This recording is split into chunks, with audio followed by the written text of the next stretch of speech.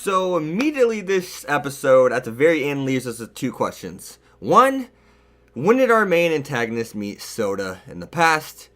Two, what does she mean by having our destinies intertwined once again? And three, who is Setsuna?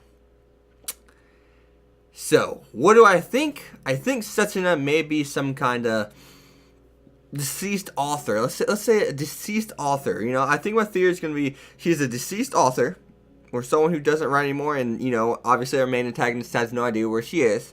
And Sota, knew them. He was around them. But that still doesn't explain how our main antagonist knows Sota, because that means she would have been alive for a long, long while, which all this seems to have happened just like past month recently in this show. So I'm wondering, I want more on that. I can't wait till we get more on that. Obviously, that's a question that's supposed to be a cliffhanger. It's supposed to be something that we think about throughout the show in order to make us want to watch more, want to find out what the hell's going on. So I'm glad they didn't just throw, they're not just throwing his character's cards on the table and just letting us read the book. Just letting her be an open book so we know what the hell she wants to do and where she comes from. Because it keeps you entertained, it keeps you wanting to know more about the show, and keeps you wanting to watch more. So I'm glad what they did there, actually. But our main antagonist did expand upon that. She even states that, don't forget, this world is the one that banished you. And so what I'm gathering from that is, she's part of the same story as said girl, and said girl in her story knew about the real world too, just like our main antagonist does, and she was banished. Maybe she was banished from where they lived. Maybe this is wanting to get revenge from the character because her best friend, her sister, whatever it was, maybe her I don't know, relationship status, who cares? Who cares what it is? But she was banished from the world in which she was living in. Maybe the creator killed her, or just exiled her from like a city or something like that, from where they resided in the past. So I don't really know still what to go on that, but hey, leave down in the comments below, what are your guys' thoughts on. So obviously in this episode we start off where we left off with the purple haired guy, and they're actually going to get some grub, and it seems as if they don't have to eat and drink in this world. From what we've seen, because the one guy says, I haven't eaten since I've been here, but our money's the same, so I should just buy shit.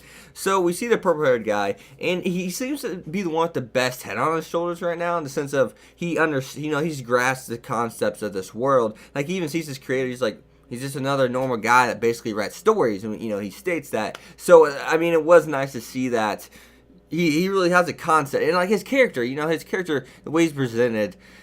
It's cool to see he's a level-headed character. He's not just crazy, but he is a guy that just likes to be a little crazy and have fun, like fighting and shit like that. We see that even whenever that one girl on the horse comes up, and whenever he is defending himself, and he's like, now I'm having fun, and then she leaves, and of course he's kind of like, well, shit. He's kind of like the Kenpachi's or Rocky of the show, per se, except not as crazy.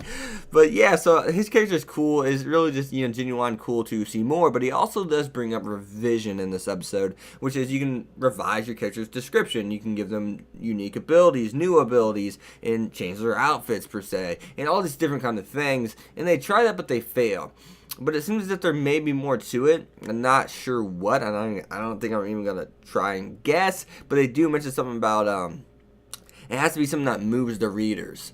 And I'm just kind of like, okay, so what? You're going to put a new idea out there, give it a month, and see how it goes to the readers? But how does that relate to making them powered up? You know what I mean? Like, I wish it'd just be like, we want them to get stronger, here you go.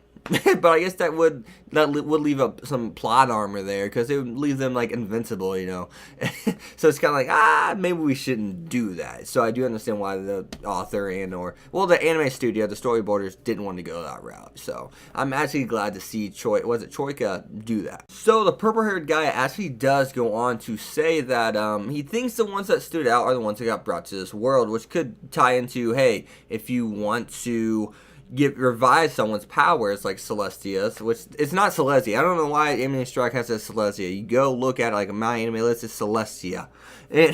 But that could tie into the whole revision thing too. Like, the ones that got brought to this world are the ones that move people, the ones that are popular, clearly. So, and that's the same thing they say to the revisions. Maybe it's the same way. So I'm really interested to see how it expands upon that. That was a really interesting plot point.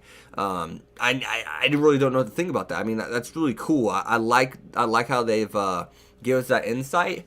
But Maybe if they would have set up the characters with like maybe some clips of them fighting, just showing a bunch of anime and just like showed us them fighting, kind of like it showed Celestia in the beginning, which I love that. I'm not taking anything away from the first episode, but maybe if it just showed us like sort of watching random anime, or maybe his anime screen is spazzing out, or it just showed different characters from different animes, like just randomly spazzing out like it did in the beginning, but just showing like kind of like an AMV of different animes all mashed in one. To like kind of like represent these characters and make it say, oh, I can't wait till we see him. Oh shit, I gotta look really strong. And then all of a sudden we get to see said character. I wonder if I would have liked it better that way. But the first episode was so good, I don't think I even have the right to say that. So we actually do get a little bit of world building in this episode too, in the sense that, Celestia comes out and says, I can actually like smell. The sense of smell is something that I can, that's something that, that's far different from this world and my world. So there's a little bit of world building there. Take it how you want it, but it is world building nonetheless, right? So we see that there's no sense of smell in these,